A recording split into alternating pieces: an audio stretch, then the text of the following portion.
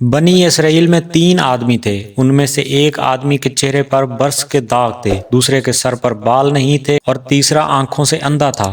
ان تینوں کے ساتھ عجیب معاملہ پیش آیا۔ ان میں سے ایک آدمی ایسا تھا جس کے چہرے پر برس کے داغ تھے، شکل بھی اچھی نہ تھی، لوگ اسے دیکھنا پسند نہیں کرتے تھے۔ محفل میں بیٹھ کر وہ اپنے آپ کو مجرم کی طرح محسوس کرتا تھا، اس لیے بڑا پریشان پھرتا تھا، اس کا کاروبار بھی نہیں چلتا تھا۔ اس کے پاس ایک آدمی آیا اور آ کر اس آدمی نے کہا کہ بتاؤ تمہاری کوئی پریشانی ہے؟ یہ کہنے لگا ہاں بڑی پریشانی ہے۔ پوچھا کون سی پریشانی ہے؟ وہ کہنے لگا اللہ تعالیٰ میرے برس کے داغ ٹھیک کر دے، میرا چہرہ اس قابل ہو کہ میں لوگوں میں عزت کے ساتھ بیٹھ سکوں، اور اللہ تعالیٰ میرا کاروبار ٹھیک کر دے تاکہ میں عزت کی روزی کما سکوں، میرے لیے یہی کافی ہے۔ اس آدمی نے دعا کی، اللہ تعالیٰ نے اس بندے کی برس کی بیماری کو ختم کر دیا اور اسے ایک اونٹنی عطا کی۔ اونٹنی کی نسل اتنی بڑھ گئی کہ ہزاروں اونٹوں اور اونٹنیوں کا مالک بن گیا، اس کا شمار امیر آدمیوں میں ہونے لگا۔ پھر وہ آدمی دوسرے کے پاس گیا جس کے سر پر بال نہیں تھے، لوگ اس کا مذاق اڑاتے رہتے تھے اور اسے گنجا کہتے تھے۔ کاروبار بھی اچھا نہیں تھا، لہذا پریشان بھی رہتا تھا۔ اس آدمی نے پوچھا سناؤ بھائی تمہارا کیا حال ہے؟ وہ کہنے لگا بس ایک تو سر پر بال نہ ہونے کی وجہ سے بہت پریشان ہوں، اور دوسرا کاروبار نہ ہونے کی وجہ سے پریشان ہوں۔ اس آدمی نے کہا اچھا اللہ تعالیٰ تمہارے سر پر خوبصورت بال اگا دے کہ تم دیکھنے میں خوبصورت نظر آؤ، اور اللہ تعالیٰ تمہیں اچھا کاروبار عطا کرے۔ اس کے سر پر خوبصورت بال آ گئے اور اللہ تعالیٰ نے اس کو ایک گائے عطا کی۔ گائے کی نسل اتنی بڑی کہ ہزاروں گاؤں کا وہ مالک بن گیا اور وقت کے بڑے امیر آدمیوں میں اس کا شمار ہونے لگا۔ پھر وہ تیسرے کے پاس گیا اور پوچھا سناؤ تمہارا کیا حال ہے؟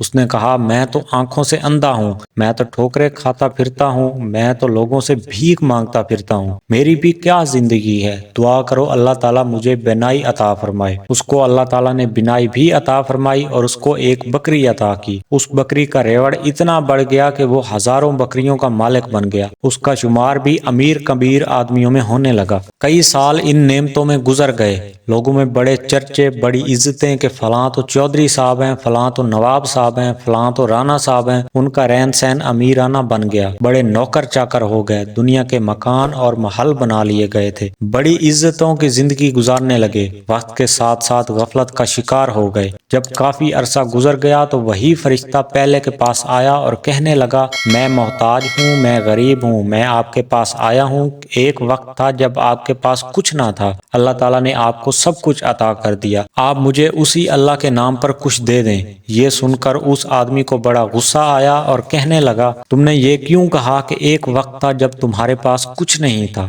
میرے دادا امیر، میرا باپ امیر اور میں خود امیر، میں نے بچپن میں فلاں جگہ زندگی گزاری، میں تو سونے کا چمچ منہ میں لے کر پیدا ہوا ہوں، میں نے تو بچپن سے دولت دیکھی ہے، ارے میں تو خاندانی امیر ہوں، تم کیسی بات کرتے ہو؟ تم نے لوگوں کے سامنے یہ کہہ کر میری بے عزتی کی ہے۔ اس نے کہا اچھا پھر تم جیسے پہلے تھے اللہ تعالیٰ تمہیں ویسا ہی کر دے۔ یہ کہہ کر وہ آدمی چلا گیا۔ اس شخص کو پھر برس کی بیماری ہو گئی، ایسی بیماری پھیلی کہ ساری کی ساری اونٹنیاں مر گئیں، جائیداد بھی ختم ہو گئی اور یہ اسی پہلے والی حالت میں دوبارہ آ گیا۔ پھر وہ آدمی دوسرے کے پاس گیا، اس کو کہنے لگا کہ میں بڑا ہی غریب ہوں، محتاج ہوں، مجھے اللہ کے نام پر کچھ دے دو، اسی اللہ کے نام پر جس نے آپ کو سب کچھ دیا، حالانکہ آپ کے پاس تو اپنا کچھ بھی نہیں تھا۔ وہ شخص کہنے لگا تم نے کیسی بات کی ہے؟ ارے میں بڑا عقل مند آدمی ہوں، دنیا مجھے بڑا بزنس مین کہتی ہے، دنیا میرے فیصلے تسلیم کرتی ہے، میں نے فلاں کاروبار کیا، میں نے ایسا سودا کیا، مجھے اتنی بچت آئی،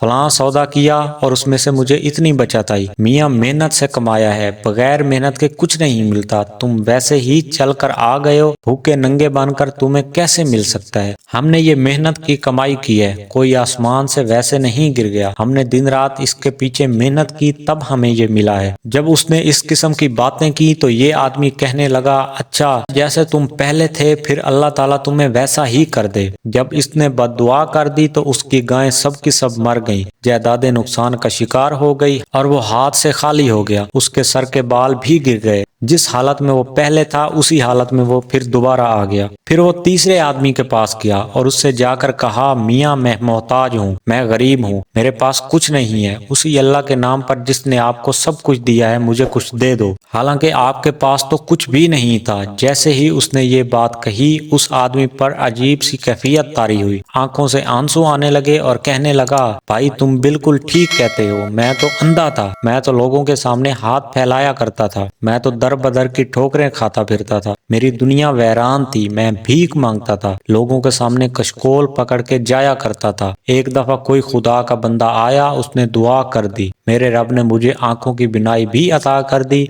और एक बकरी ऐसी दी जो इतनी बरकत वाली थी। आज देखो दोनों पहाड़ों के दरमियान जितना रेवड़ तुम्हें नजर आ रहा है, ये सब मेरे मौला का करम है, ये सब मेरे मौला की देन है। मेरे पास अपना कुछ नहीं था, ये किसी की दुआ लगी है। मेरे दोस्त, तुम उस अल्लाह के नाम पर मांगने के लिए आए हो, मेरा रेवड़ तुम्हारे सामने है, तुम जितना चाहो ले सकते हो। मैं अपनी औकात को क्यों भूलूं, मैं तो वही अंधा हूँ, मेरे मौला ने मुझ पर करम किया है। इस अजनबी शख्स ने कहा, तुम्हें मुबारक हो, मैं तो अल्लाह ताला का फरिश्ता हूँ। अल्लाह ताला ने मुझे 3 बंदों के पास भेजा ताकि मैं जाकर उनसे इम्तिहान लूं। पहले वाले 2 बंदे अपनी औकात को भूल गए और उनसे परवरदिगार ने नेमतों को वापस कर लिया, मगर तुमने अपनी औकात को याद रखा। जा अल्लाह तेरी इज्जत और माल में इजाफा फरमाए। ये आदमी बनी इसराइल के बड़े बाइज्जत माल वालों में से बन गया। नाज़रीन, अगर आप मजीद जानना चाहते हैं कि वो कौन से 7 लोग हैं जिनमें ये नेकियां पाई जाएंगी और अल्लाह ताला क़यामत के दिन उनको अपने अर्श का ठंडा साया नसीब करेंगे, तो ये ऊपर एंड स्क्रीन पर दी गई वीडियो पर क्लिक करें और ये सब जान जाएं। तो नाजरीन, कैसी लगी वीडियो आप मुझे कमेंट सेक्शन में ज़रूर बताइएगा। मिलते हैं अगली वीडियो में, तब तक के लिए अल्लाह हाफिज़।